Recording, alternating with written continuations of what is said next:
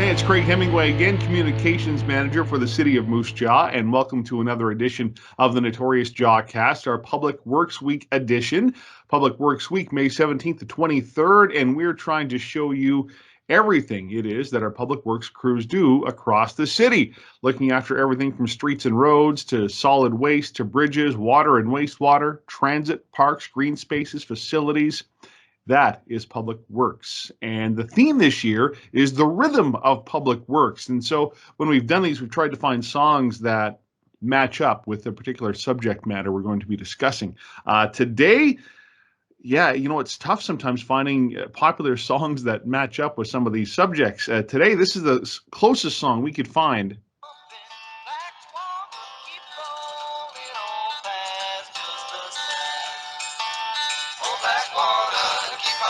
Yeah, so little Doobie Brothers, Blackwater, and more specifically, yes, water and wastewater. And our crews look after not only the water we drink, but the darker waters we flush away.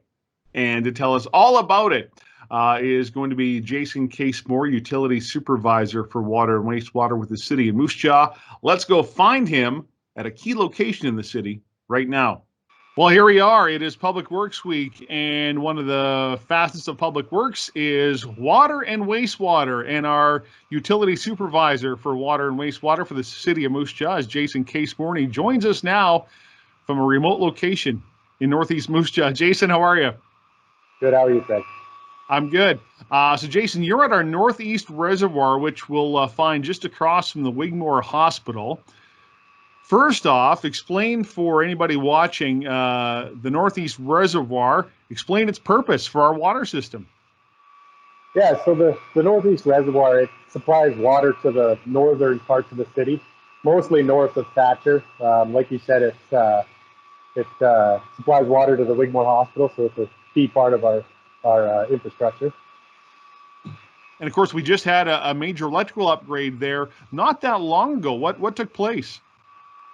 So one of the weaknesses that we figured out with our reservoir system was we didn't have backup power. We had natural gas engines that would fire up when that would supply our water pressure for the northern end of town. But when the power was out, we didn't have any lighting, we didn't have any instruments, we didn't have a SCADA network. We basically all we had was water flowing. We could see our analog gauges and stuff, and that was about it.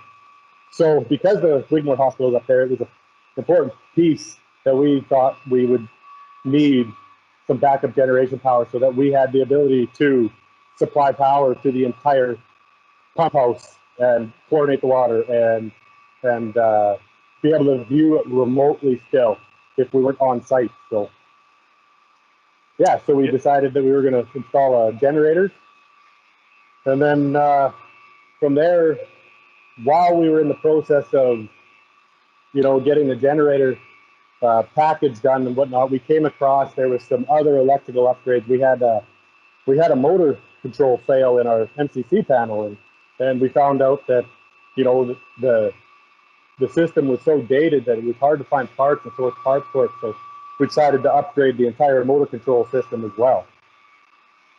So some huge, much-needed upgrades to the Northeast Reservoir, and I guess that speaks to the challenges of all of our reservoirs and keeping our city supplied with potable water, right, is ensuring that all these systems are in place and regular maintenance and inspections and those sorts of things. Would that be accurate?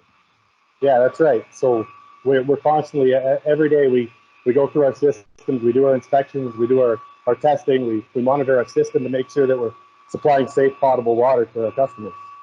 Yeah, a lot has to happen before we turn the tap on and then the water just magically comes out, right? That's right. And of course, all that water fed into the city from the Buffalo Pound Water Treatment Plant, right? Yes, the Buffalo Pound Treatment Plant supplies 2 of our reservoirs with water. So we got High Service, which is up by Lindbrook Golf Course, and Northeast. It supplies these 2 reservoirs, and then Northeast actually supplies our South Hill Reservoir with water. So So you get to look after, I guess, in one manner of speaking, the good and the bad, the water we drink, and of course, all the other water that gets used and goes through our sewer system and out to the wastewater treatment plant here in the city of Moose Jaw.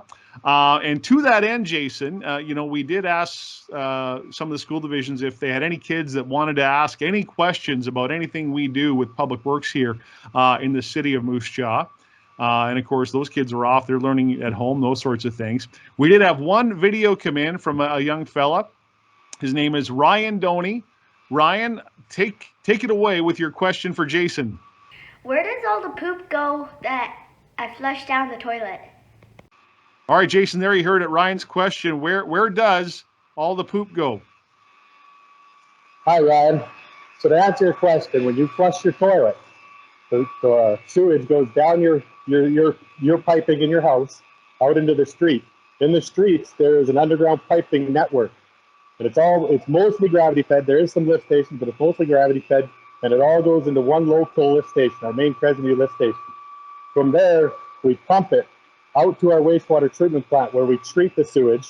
We remove the solids and the organic matter, and we clarify it, and then we can either use it for irrigation, or we can release it back to the environment through the Moose Jaw River. Right, and a lot of that is used for irrigation for nearby farms and acreages, those sorts of things, right?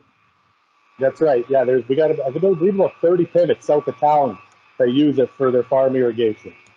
I'm just going to share the screen here and show some pictures, Jason, of our wastewater treatment plant, which is southeast part of the city, right by the Agri-Food and Industrial Park. I guess, yeah. Talk broadly again about the operations out there. It's quite a system and a lot involved. Yeah, so it's quite the network. We got a few different buildings around the plant. The first main building is our grit removal and solids removal, where we screen all the sewage coming in. We call that influent. So when the influent's coming in, we screen it all out, and then we send it down to our bioreactors, where that's where the biological process comes in, where we reseed it with activated sludge, which breaks down. There's bugs in it that breaks down the sewage. From there, it goes into our clarifiers, which you're looking at a picture of right now, is our clarifiers. That's the inside of our clarifier, where it actually settles the sludge out of the effluent and lets it flow over a weir where it's virtually clear. And from that, we can either send it to our lagoons, or we can UV treat it to sterilize the bacteria. That's our laboratory. So there's 7 operators and 1 chief operator. The 7 operators rotate through once every 7 weeks through the lab, and they do like lab process, and so that we can meet our requirements. And it kind of gives us an idea of what's going on in our plant every day. So. Yeah, no doubt. Well, there's a lot that goes into it, and that's why I wanted to talk to you today, to get a snapshot of just exactly what it takes and the people it takes to get it done yourself and the rest of your crew through the Water and Wastewater Division here at the City of Moose Jaw. Jason, anything else you'd like to add before we let you go? No, that's probably about it. Okay, well, we thank you so much. We'll let you get out of the Northeast Reservoir where there's that incessant humming. We'll let you find some peace and quiet and enjoy the rest of your day. Okay, thank you.